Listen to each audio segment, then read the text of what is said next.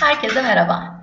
En son Robot Ori sahilde bir yürüyüşe çıkmıştı hatırlarsanız. Şimdi Robot Ori'nin keyfi yerinde, neşesi çok iyi ve birazcık oynamak istiyor.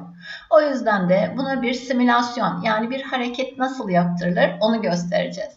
Aşağıda Hareket Etüdü isimli bir bölüm var. Üzerine tıklatalım ve bu bölüme geldiğinizde de arka fonuyla geldiğini görebilirsiniz.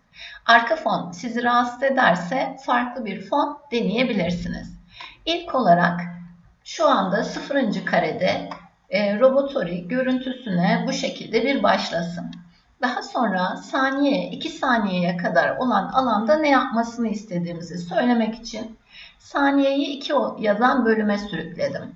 Ve Robot Ori başını çevirip etrafına bakmak istediği için mouse'uma normal basılı tutup sürükleyerek şu şekilde başını çevirdim. Gördüğünüz gibi aradaki hareketi SolidWorks kendi tamamlıyor. 4. saniyeye doğru sürükleyelim. 4. saniyede de tekrar yine başını tutup diğer tarafa baksın. Yani şöyle bir etrafı kolaçan etsin. Ve tekrar şöyle 5. saniyede de size doğru şu şekilde başına çevirsin. Bu parçanın ismi parça 3 olduğu için parça 3'ün karşısındaki animasyonlar gösterildi. Şimdi başını çevirirken aynı anda başka hareketler yapmak istiyorsanız gidip diğerlerini hareket ettirebilirsiniz. Fakat oynamaya başını çevirdikten sonra başlasın istiyorsak o zaman oynatmak istediğimiz kısma bir anahtar eklemeliyiz. Örneğin ben kolunun birini kaldırmasını istiyorum. O yüzden koluna tıklatıyorum ve 0. kareden başlamasını engellemek için bu parça tıklıyken, yani bakın ismi yazıyor, parça 6 tıklıyken buradan bir anahtar ekle düğmesine basarak parça 6'nın 5. saniyede hareketine başlayacağını söylemiş oluyorum. Geldim, bunu da şöyle bir 7. saniyeye kadar şu şekilde kolunu bir yukarıya kaldırsın dedim. Gördüğünüz gibi parçamız sadece bu aralıkta hareket edecek şekilde ayarlanmış oldu. Şimdi diğer kolu hareket ettirmek istediğim için önce kola tıklatıyorum. Harekete şimdi başlayacağı için anahtarımı ekliyorum. Anahtarı ekledikten sonra bakın hangi parçaymış. Burada gördüğünüz gibi parça 6'ymış geldi. Hemen kaçıncı saniyeye kadar hareketini yapacak. Oraya gidelim. Ve bunun da yine aynı şekilde kolunu tutup şöyle istediğiniz şekilde ayarlayabilirsiniz. Şimdi biraz yaklaşayım. Elini ayrı hareket ettiremiyorum. Yapışık çünkü. Kolunu zaten istediğim şekilde yapmıştım. Şimdi aynı anda her iki kolu da indirmek istiyorum. En son kalmış olduğum parçam buydu. Buna bir anahtar ekle. Daha sonra şuradaki kolun içinde tıklatıyorsun ve bir anahtar ekliyorsun. Şimdi her ikisi de bu pozisyonda, buradaki saniyede 9. saniyede. Gidelim şöyle 12. saniyeye. Her ikisini de şöyle aşağıya doğru çekelim. Bakın gördüğünüz gibi hemen hareketler belirttiğimiz kareden itibaren devam etti. Peki şimdi ne yapmak istiyorum? İşte baş bölümünü bir şöyle seçeyim. Bir anahtar ekleyeyim. Şöyle ileri bir saniyeye taşıyayım. Ve bunu da şu şekilde birazcık tekrar hareketini yapayım. Böylece her şeyi sırasıyla yaptıracağımızı da belirtmiş olduk. Nasıl bir animasyon yaptığını görmek için sol taraftan hesapla düğmesine basabilirsin.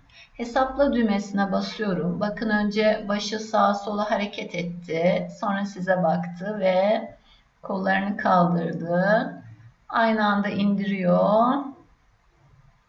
Ve gördüğünüz gibi hareketini tamamladı. Şu anda hangi karedeyiz? Gördüğünüz gibi 14. saniyedeyiz.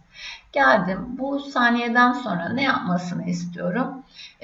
Animasyon sihirbazıyla kendi etrafında dönsün isteyebilirsin. Şöyle bir animasyon sihirbazıyla sonraki diyorum. Hangi eksen, bu eksende kaç kere dönsün? 3 kere bir dönsün.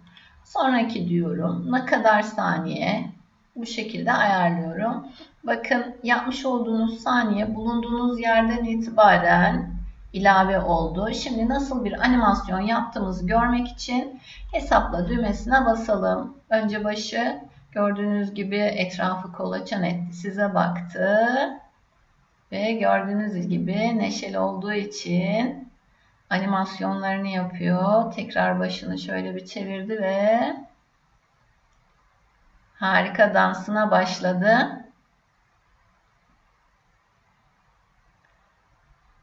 Gördüğünüz gibi animasyonunu tamamladı.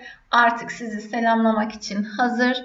Hemen kolumu seçiyorum. Anahtarı ekle diyorum. İleri bir saniyeye sarıyorum. Ve şu şekilde sizi selamlamak için seçtiğim parçayı yukarıya çevirdim. Aynı şekilde elini de size doğru salladı. Tekrar bir hesapla diyelim. Ve animasyonumuza tekrar bir bakalım. Evet, sizin için yapıyor bu dansını Robotori. Bu animasyonunuzu kaydetmek isterseniz buradaki animasyon kaydet düğmesine basabilirsiniz. Nereye kaydedeceğinizi ve formatının nasıl olmasını istediğinizi ayarlayabilirsiniz. Burada AVI formatında kaydedecek. Kaydet düğmesine bastığım zaman bu şekilde animasyonunu kaydetmeye başlayacak. Kaç tane kare de tamamlayacağını ve kaydedip etmek istemediğimi dosyayı da sordu. Böylece animasyonumuzu da video olarak kaydetmiş olduk.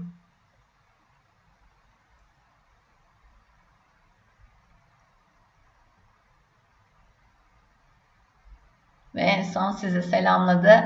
Hoşça kalın arkadaşlar. Siz de kendi animasyonlarınızı daha eğlenceli şekilde oluşturabilir.